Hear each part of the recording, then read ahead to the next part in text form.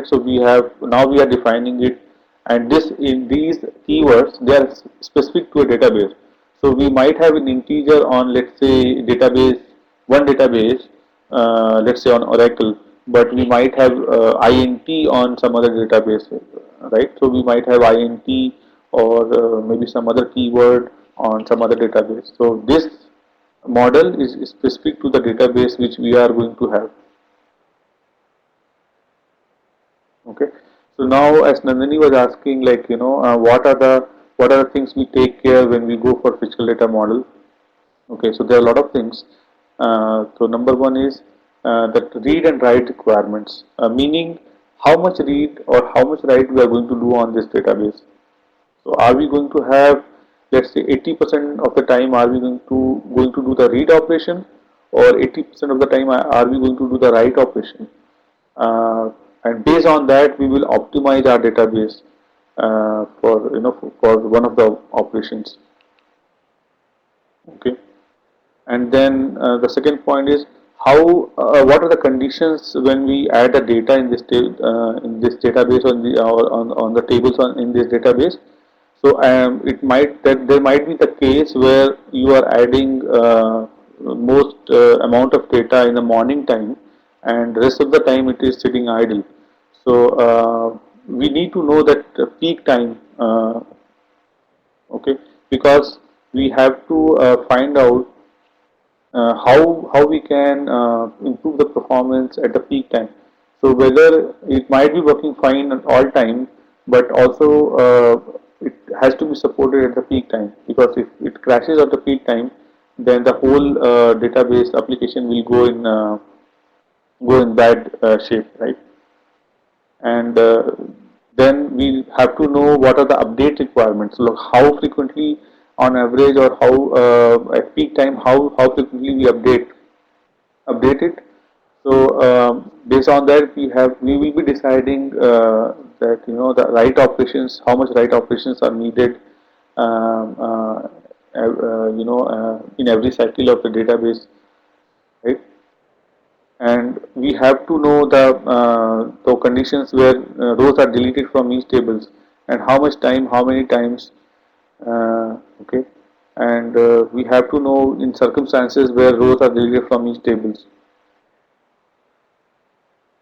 So we have to know how many rows are retrieved. So we have to know what are the columns which are used for selecting rows.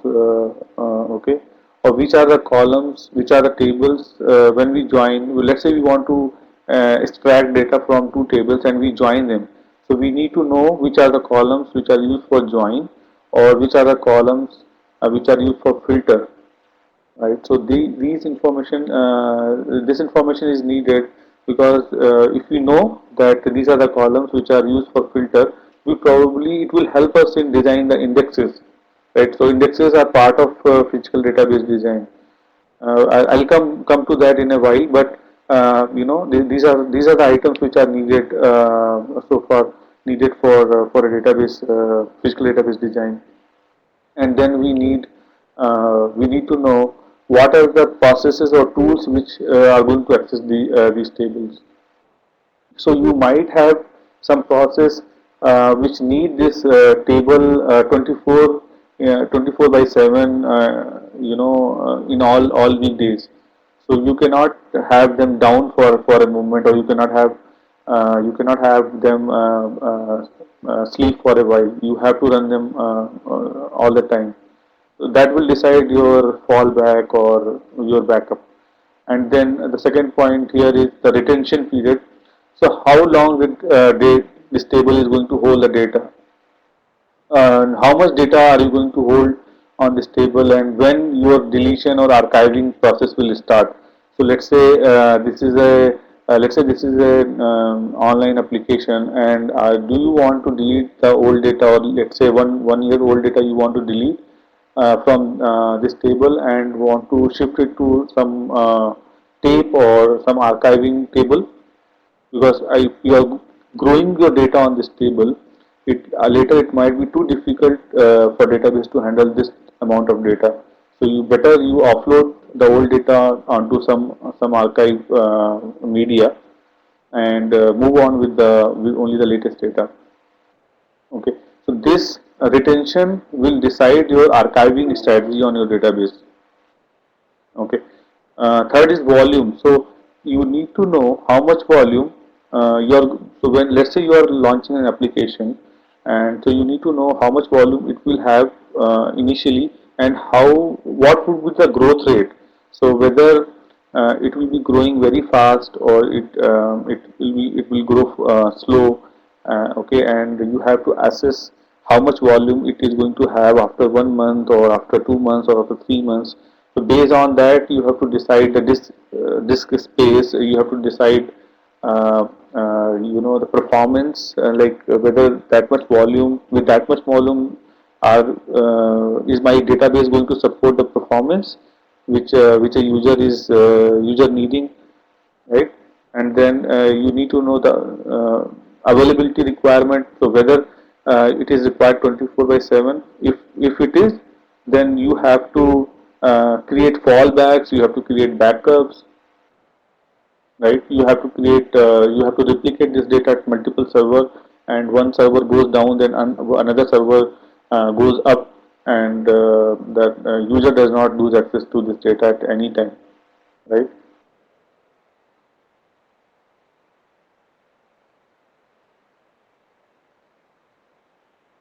Okay. And also we need to know the downtime. So basically, sometimes what can happen is, let's say your application is supporting a retail store, and that store is closed in the night. So obviously, billing will not happen in the night time, though other activities would happen. But this billing application will be down in the night time. So you can have some maintenance activities on this billing application in the night time.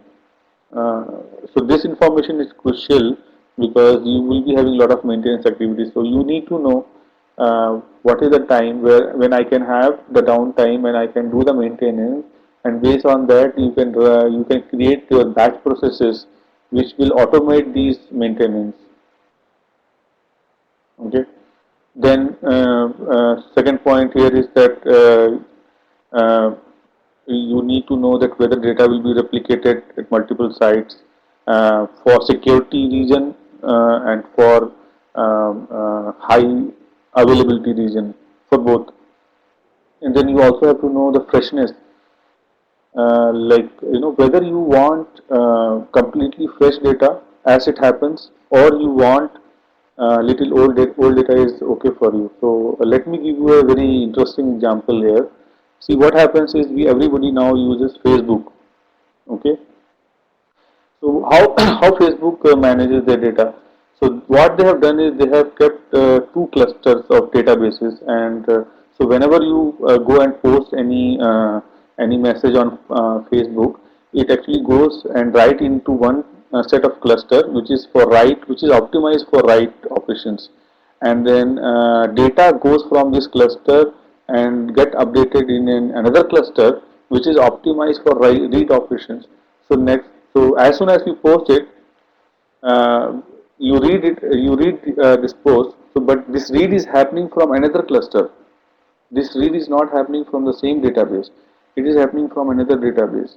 One database is optimized for write operation. Another database is optimized for read operations. Okay, so in Facebook, since everybody knows that it's not a business critical application, so we can wait. Let's say we can wait for 2 seconds, or we can wait for 2 minutes for to see our own updates or our friends' updates. We can wait for a while. So in personally it happens. Sometimes it happened to me that when I posted something, it came actually after 2 minutes. So, but it is not critical for me, right? So I'm okay with if I'm seeing little bit stale data on something like Facebook, right?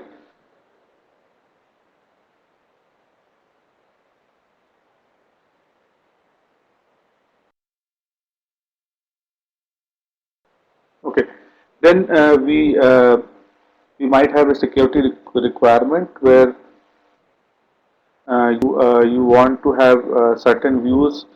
You want to have to create certain views on a database which can be accessible by only a certain type of users, and you don't want other users to see that.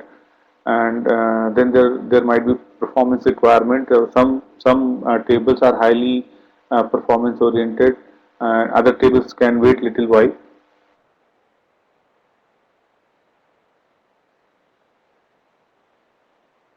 And also you have to take care of the database software, and not only the brand but also the version number, because they might come up with a new feature on a new version, and you have to know whether what to do. Is it going to impact your design? Okay. And another aspect is your disk space.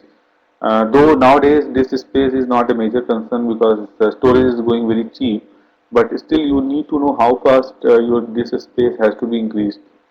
Okay, and the last but not the least is whether you will be able to get some SQL programmer for that type of database or not.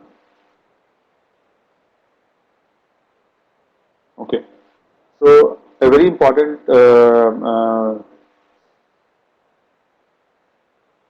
structure in physical database design is indexes.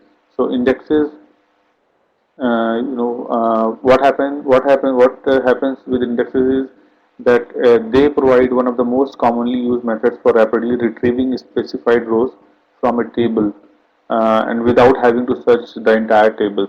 So basically, indexes are nothing but they just store the references of some rows in the database.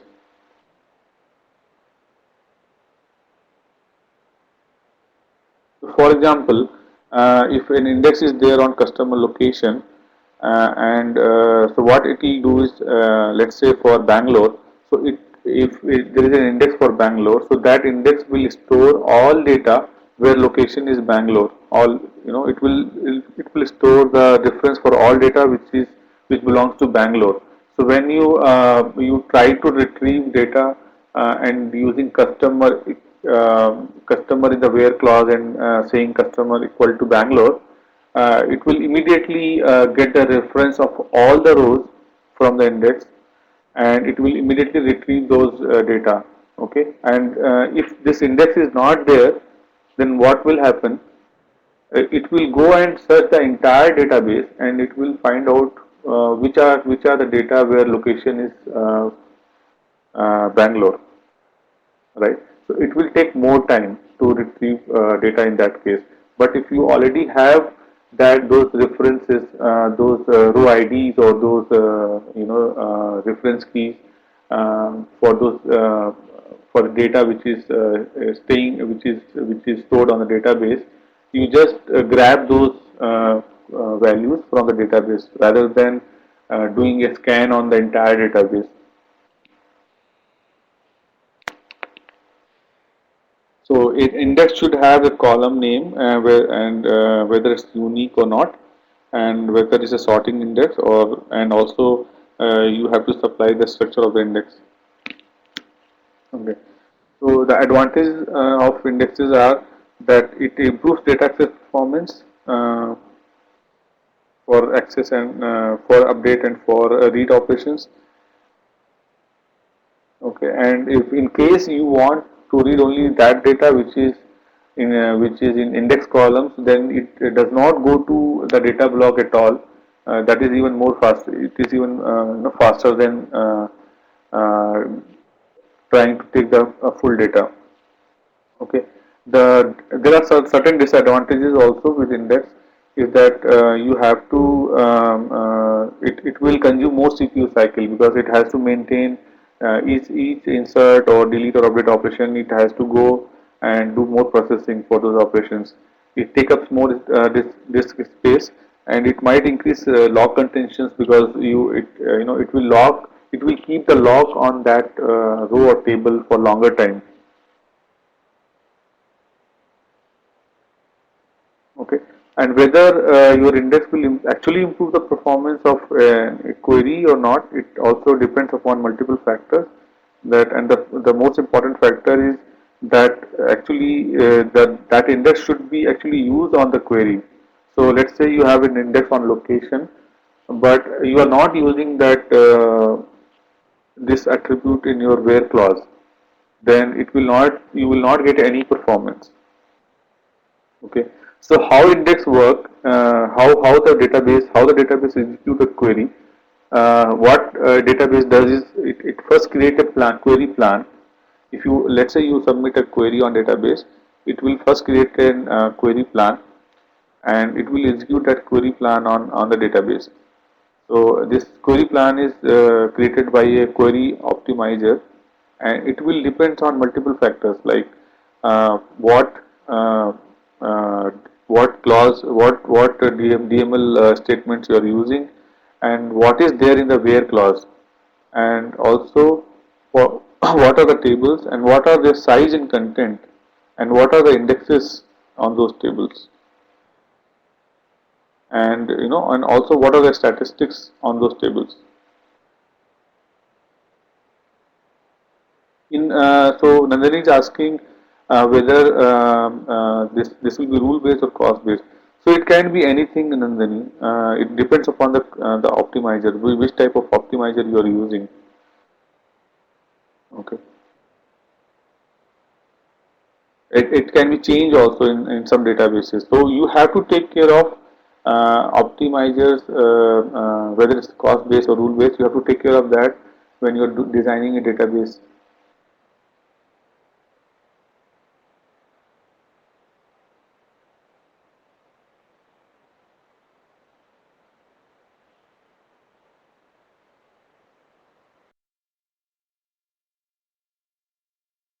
Okay.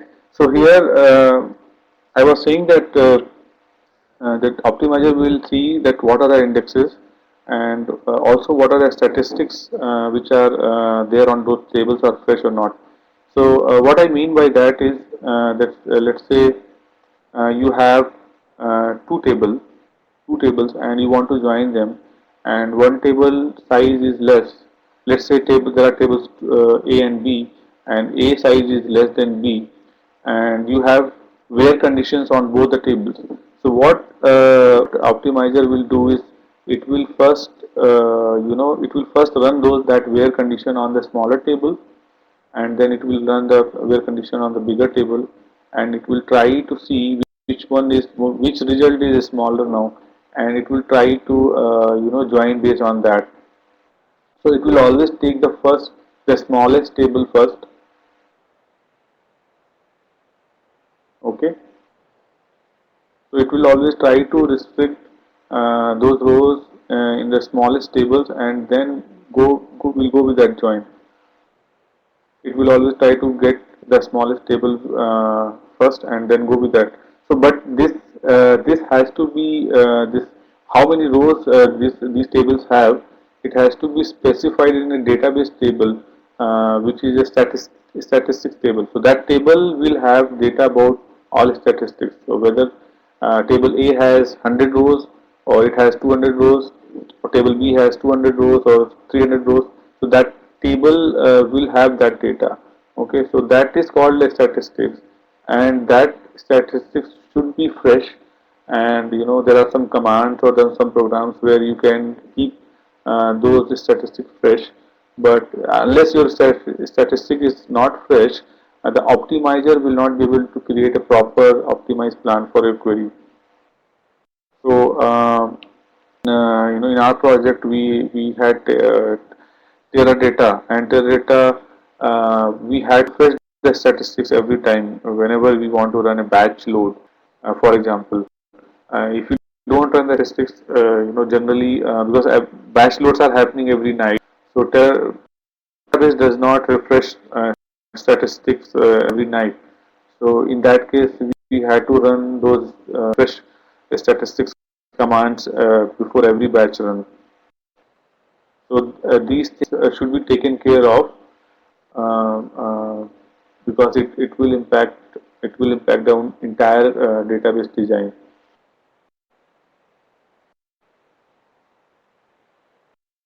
Okay. In some cases, Indexes not give you performance benefit. For example, if you're using an index for a columns with very low cardinality, like for example, you have applied index on sex, right? So there will be only two values, male and female, and the entire database or entire table will be partitioned only on two values, which is not a good idea, right? Or if you applied this index on a skewed column, uh, for example, you have let's say you have 10 departments in a company, but only two departments have all the people, and other eight departments they have only one or two people. So again, the same case will come. Okay, and the third case is that if you have so many nulls on that column, that would also not help. And another case is that if you have a varchar data type, the database does not in optimized fashion if you have character data types. Okay, another approach, similar approach, is table partitioning. So what we do is based on some column data, we partition a table into uh, multiple blocks, and so when we need data for a particular partition, we go only to that partition. So for example, most of the time we do partitioning on date. So especially in data warehousing, so we do it mostly on date, and whenever you need a data which belongs to a particular date, it goes to that partition and it takes data from that. So it is highly optimized, highly performance oriented approach.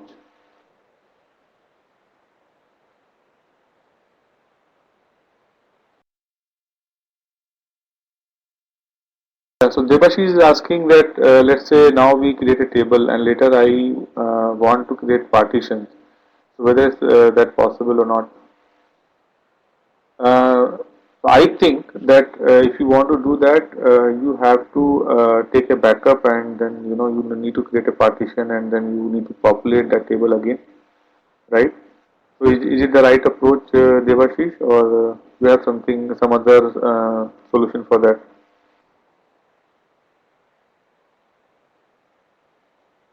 Okay. So let me do some research on that, and we'll come back to you on that. Okay.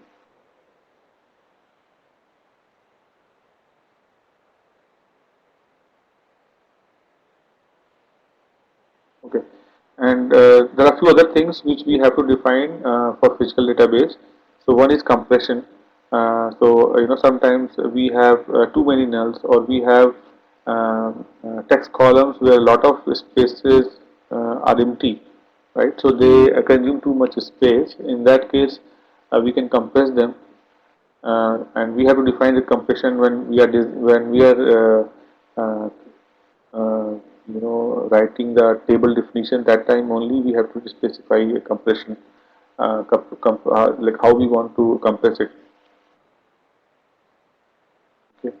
And also we have to take care of the distribution replication part. So many database systems nowadays, there you can specify the partitioning, or sorry, the replication part, and you can specify that on are we whether I'm going to have 4 node database or 8 node database, and how we are going to distribute the data on all nodes.